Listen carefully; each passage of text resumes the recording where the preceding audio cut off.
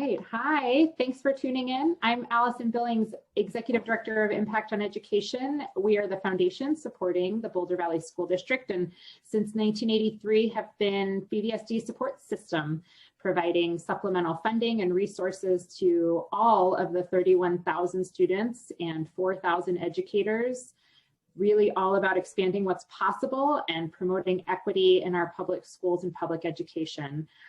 This year during the pandemic, we have been busier than ever, supporting local students with everything from food to home internet and supplemental instructional time to make sure that all of our students continue to learn and thrive in a really, really hard year. Anyone who's learning about us for the first time can learn more on our website and sign up for newsletters. It's impactoneducation.org. With that business out of the way, I'm really pleased to welcome you to our video series called What I Know Now. And I'm really proud to introduce you to two members of our Student Advisory Board who will interview today's special guest, Boulder County Commissioner Marta Loachamin. Audrey and Bella, I will hand it over to you two to introduce yourselves and take it from here. Hello, my name is Audrey and I'm a senior at Boulder High and a member of the Student Advisory Board, as you know, and my preferred pronouns are she, her, hers. Hi, I'm Bella and I'm a freshman at Fairview. We're here today representing Impact on Education Student Advisory Board with Marta Loachamin, Boulder County Commissioner of District 2. Welcome, Marta. I'll pass it off to Audrey for our first question. All right, so Commissioner Loachamin, what's something that you learned or were taught in school that you thought you'd never use but actually use regularly in your life? Thank you. I'm so excited to meet both of you, and thanks, Allison, for hosting. I think you all know that I'm a previous teacher, I'm a previous educator, so I have a really warm spot in me around students, around education, and around seeing leaders like you. So I just want to say that from the outset. So I'm going to give you one quick example. I, as a young person, didn't feel comfortable around math and numbers and data. It scared me. I was never told, like, you're smart, you've got this aptitude, you've got this capability. It just was not something I ever heard. And I ended up going into banking and into the mortgage industry. And I remember distinctly being in a spot where I was calculating out a mortgage payment for clients with my HP 12C, which is a fancy, fancy calculator. And just sitting back thinking, wow, this is something I never thought I would ever be involved in, because it's very, very intricate and it's very, very specific. And if you mess those numbers up, you can really miseducate a homeowner or potential homeowner. So it's not what I'm doing currently today, but I do remember that experience. Just like, oh, that's not something I ever thought I would do. My next question is, what subjects did you like most when you were a student, and did any of them lead you to your path to public service? What subjects? I was a reader. One of my sisters was just reminding me of this the other day, because I'm still a reader. It's just, I get so excited. I get into my books and it's like I'm talking about the characters as though they're people. I know people do that with TV shows. I don't have a TV, but I do that with my books. And I always wanted to be a teacher. So it was something that was within me, and it took me a really long time and a very long process at different times in my adult life to be able to go back and get my master's to even get close to that piece. But that was something that I wanted to do, and I kept working on. With that, is there anything that a student should never do during their high school career or years? That is a great question, Audrey, and it's changed so dramatically from when I was a student, like your all's age, to where we are now. And the reality is that social media will ruin your life. And I mean that in a really, really specific way. Working with teachers, working with educators, doing professional development, working with kiddos who then go on to college and then realize that there is pornography, that realize that there is really inappropriate parties, school bus activities, prom adventures, etc., on their phones, on their social media, on their devices. So as a high schooler now, all of those things are forever in the internet. And so I was in a meeting this weekend actually with some HR folks that hire, that high schoolers are going to be meeting with once you finish high school. And they look at social media. They look at, when you apply, they go to your LinkedIn page, they go to all your different social media channels. So for high schoolers now, it's even more so important that the decisions that we make inside our classrooms and outside in our extracurricular activities used to mean one thing on a resume, and now it's digital. So yes, there's a lot of things high schoolers have to be very, very careful about. What do you think students these days should be more of while they're in school and outside of school? If they should be more involved inside versus outside, or in which activities in both spots? Which activities in both spots? Sure. So, you know, you talked about public service already, and that to me is really questioning inside our schools, like who's present, who's available, who's getting the microphone time in our classrooms, who's in our AP courses and our AB courses, who's in our student government. That's what we can control inside. And outside as students, we have to start asking the really important questions of who's making the decisions for us. And it doesn't have to be way out there like national, the bills that are getting passed about legislation right now for undocumented communities way out here, high level. It's the questions around us as students. How are my teachers affected by local government? How are my teachers affected by state government? How is my family affected by the same pieces? How is my student debt going to be affected if I don't get together with my compañeros, my friends, my school colleagues to really address the legislation that's happening outside of my building? So there's so many people talk about policy and it's like, oh, that's way over there. It's not. Any policy ends up affecting how much we pay for lunch, if we pay for lunch, what activities are offered, our extracurricular activities. So there's so many places that even as students, we can start getting involved in with our families and with our teachers. Like, how do we protect our teachers who build our futures?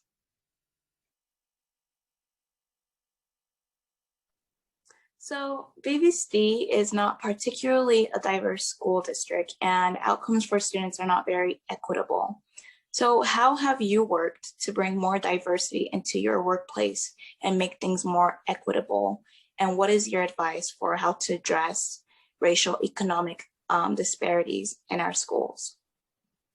It's a really good question. There's a couple pieces. I've been in BVSD. Actually, when I was at CU Boulder as a student, I used to volunteer in your building, Audrey, at Boulder High School. That was one of my first kind of, okay, this is what I want to do, and it's going to look something like this. And I didn't know at that time what that was going to be. I just knew it was going to be some type of service. And so I think from my perspective, one of the pieces that I did when I was working on flood resiliency and flood work recovery was to go out to high schoolers and do focus groups to talk with students about how their families were affected, but also gave an opportunity to find out how they're affected in their classrooms by barriers of access, specifically around racial equity. So, and that looks like, and it feels like, back to the example about AP courses, and I talked with specifically Spanish-speaking students who said, hey, I'm the only one in that AP course, I'm the only one in that IB course, and it doesn't feel good. And so how do we start helping our students of color understand the whiteness that's around us in all of our systems? Because it's in your classroom, and then it's in your job, and the reality for me is it's now in my workplace, as the same way it's been in all the other workplaces that I've been, whether it's self-employed, it's working in a school building, if it's been working in a bank. And so those are some of the conversations that I've been having about really challenging, not just for me to carry as a person of color, to carry the burden of that conversation, but how can I help students around me, or in this system where I'm at now, really bring in the conversation about not just what is my experience as a person of color, but what's your experience as a white person owning the system, or having really the power structure And that's part of the work that I've been doing from the racial equity piece.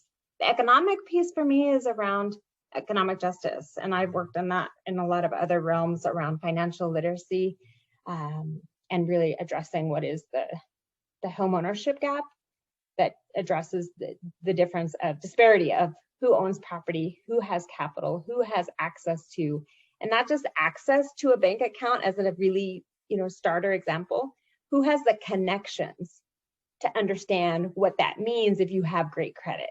How does that affect you as a student? How do I start planning? Because the reality is, if you don't have good credit, your insurance rate's going to be higher. You might pay more on rent. You're going to pay more for any type of student loan, auto loan, et cetera, et cetera. And so those are some of the ways that we can address both racial equity and economic injustice that still exists.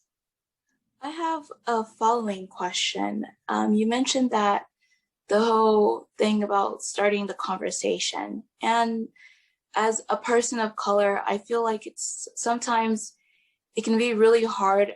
It feels as if sometimes it is our job to teach others not to be ignorant, especially at a young age.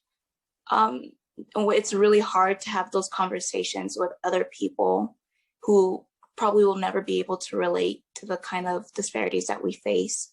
So what is your advice to someone who is young, trying to start that conversation without feeling as if like it's on their shoulders and it's their job to do that? It's a good question. It's a real question. Thank you. And it's tough. And I think you're exactly right. And I wish I could say, wow, that's going to get easier at some point. And the reality is the burden tends to get put on people who are by the system marginalized, whether it's folks with disabilities, whether it's folks experiencing homelessness. Like all of a sudden you're speaking for that whole community when that's not really the situation, right? And so part of it is getting into what people call a safe space, right? But it might be in like, when you're in that one classroom with that one teacher where you're like, okay, like we're all gonna have candid conversations. And I used to tell my students that, like, this could be the only time you're gonna have a teacher that looks like me, like bring it on, let's have this conversation. We need more of that type of representation, that we need more of those types of, not allies, because white people can't be necessarily allies, but that doesn't help me. I need white people to come forward and be accomplices, as my friend Stephanie Spalding says. Because if you don't tell me that it feels good right now and then you're going to be out. I need you to come in and help me have that conversation that you just alluded to, Audrey. Because if you're not going to come in with me and help navigate this conversation, then I am going to feel left alone.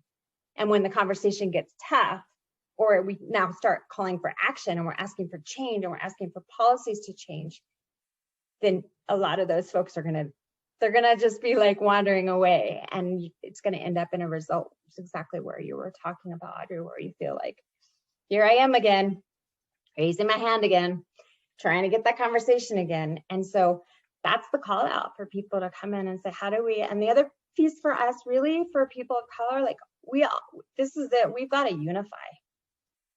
Because we have our own internal situations going on in a lot of different ways. And so that's the call out for people to really come together without saying they understand our situation. I don't go out and tell other people, hey, I understand.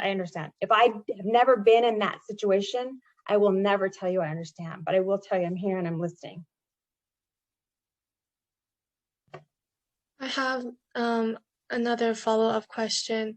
And you mentioned about representation. What does representation mean to you as the first Latina elected?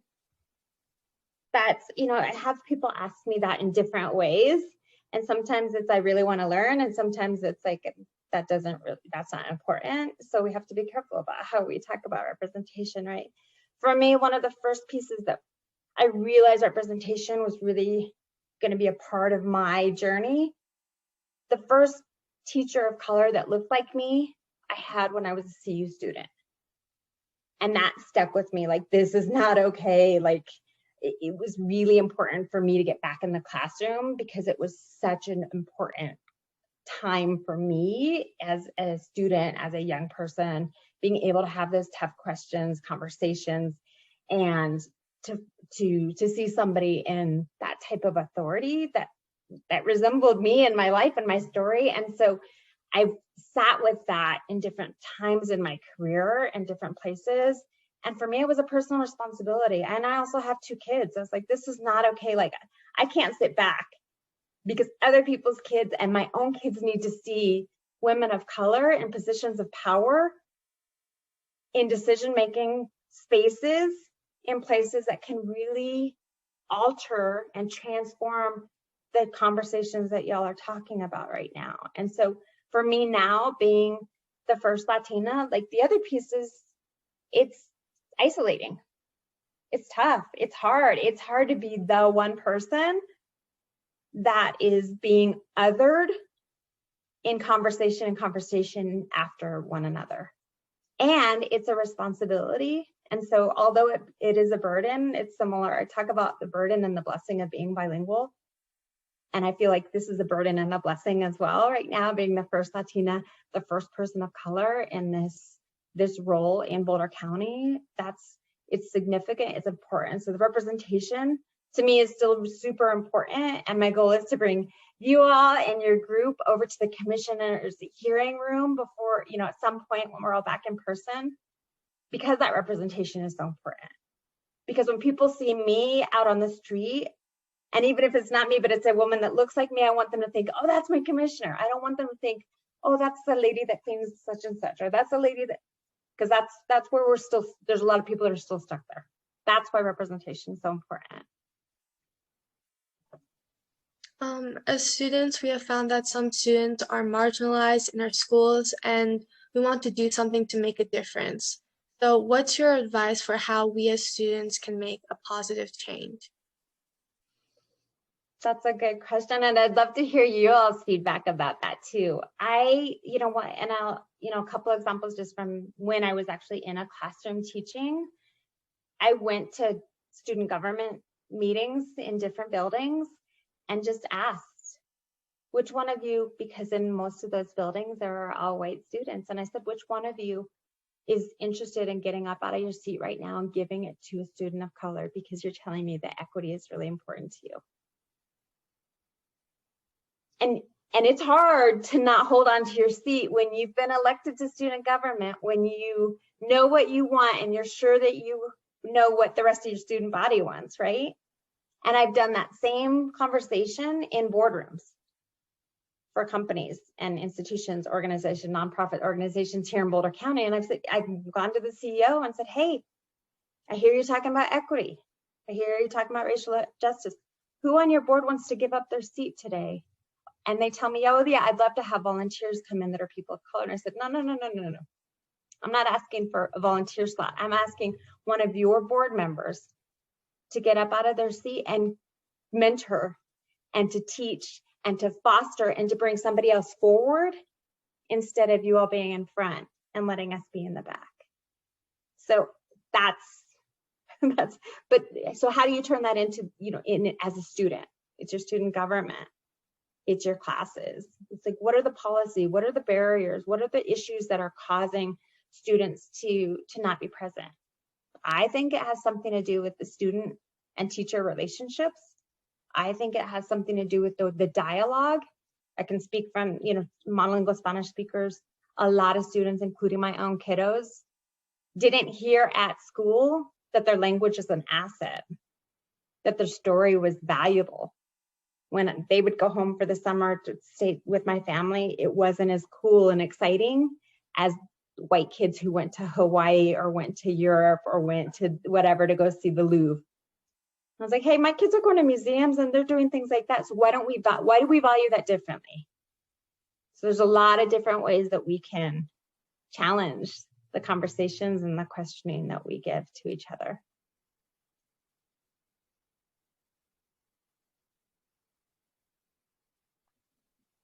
Sorry, you guys are always seeing me unmute myself. But in what ways have you implemented or kept your Latin culture and values in the type of work you do, if any? Yeah, that's a good question. For me, there's a couple different pieces. When I'm asked or invited or just welcomed into space to talk about, my experience. That's hard to do, kind of for some of the same reasons that you already mentioned, Audrey.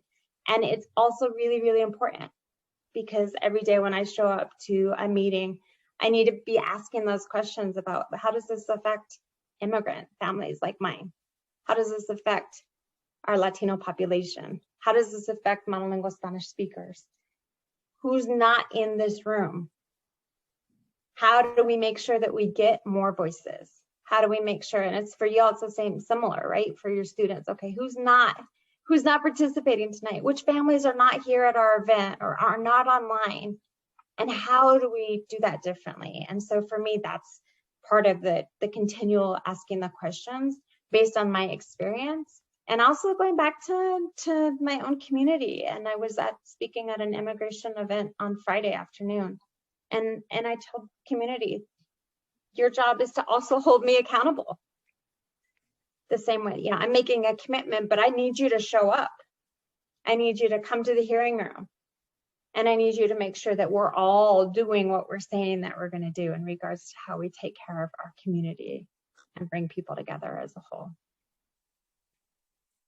I have a follow-up question, and I just wanted to ask, I feel that oftentimes when people of color are put into a position of power and they succeed at it, a lot of people have questions and they start to question kind of your background and your racial identity and what race you are. For example, Obama, when he succeeded in becoming the first Black president, a lot of times, even before, a lot of times his Blackness was questioned, whether he was Black or not. So they kept on doing information on his parents and where he really came from. Mm-hmm. And so I just wanted to ask, have you had any experience with that, being the first Latina, and have people questioned your background, where you come from? And I think part of the difference for me is that I really didn't talk about it's called identity politics in the politic realm, right?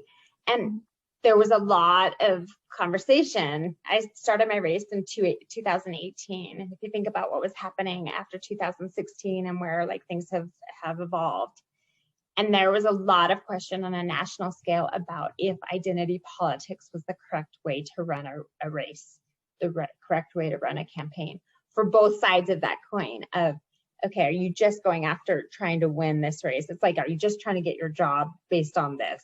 And so there was a lot of dialogue back and forth, and there's a lot of varying opinions. For me, it was really important for me to push my background and my education and my skills and to tie those to what the job was. My race was very complicated. I was running in a primary for the Democratic Party against a white man who was already an elected official. And so, and it also, we have to take a step back, because I feel like the dynamic of being a woman in politics is a whole nother challenge. And so I was trying to navigate that piece, being a brand new, I've never been elected before, so first time candidate, plus being a woman of color. And so I felt like, for me, I didn't have to put, hey, I'm a Latina up front, because that's part of the reality of my life, is I don't have to tell somebody I'm a Latina. Like, as soon as we're in person, you'll know. And that's the other piece of, it wasn't something for me that I could have ever said that, there could have been something else in my life that people wouldn't have maybe known right away. But that's not when people ask me at the first Women's March, ran into some gals, and they said, well, where's your sign? Because, everybody was making their signs and whatever, their protest marches. And I said, no, this is my sign. I don't get to take this off. This is my sign right here. And I go everywhere I go with that. And so for me, it was the same piece. I didn't make that choice to run as the first Latina. And it became a really important piece for certain sectors of our community, which I really appreciated. In addition to uniting the whole community, what do you think is your next step in your career in politics? That's a big one. At first, if I could just unite the community, right? It's like, what can we do to make our community better, more connected, et cetera, right? And so for me, the underlying piece of it really in priority is around how we do public engagement and community engagement in a more authentic way. That's where I come from. That's my background. And so I'm really working now within the, like in the system, in another system, seeing what that looks like and how do I bring people into acknowledging that we've left people behind. We've left people out after the flood, right now during the vaccine distribution, and really just encouraging folks in the system to just acknowledge, like, we haven't met everyone's needs. We don't have all of the trust of our community locally. And so if we can agree on that, then how can we engage with community and public in a way that's, one, authentic, but where we're willing to make changes to do better together.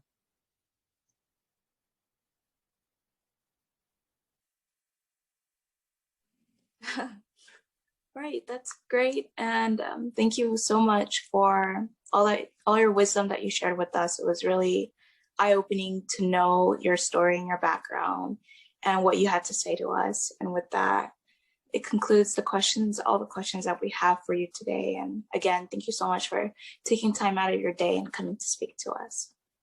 Absolutely. Thank you both. I'm excited to get to know you and to even meet you. And please do know that I would love to have you come over to the commissioner's office. I heard senior Audrey, but that doesn't mean that you aren't welcome later. And Bella, you have a ton of time, so I really am expecting to see you at the commissioner's office too. So thank you both. Thank you, Allison, and good luck to all of you. And just keep your eyes on the prize, whatever that is. Just focus and move forward, and don't let any of these burdens on the side pull you back. That's not for you. You're going forward. Thank you. Commissioner Loachamin, thank you so much for taking the time. I really, really appreciate it. I know Audrey and Bella this was a great conversation, and really learned a lot from all you have to share. So thank you. And thanks for serving also. Elected official, I mean, we make it like you win a prize, but the truth is it's a really hard job to be an elected official, especially in Boulder County with a lot of people who have opinions to share. So thank you for your service. We appreciate having wonderful folks like you representing us. Absolutely. Thank you all so much. This is a great spark in my day. I appreciate it. Good. Thank you so much. We'll speak to you soon. Okay, take care. Bye.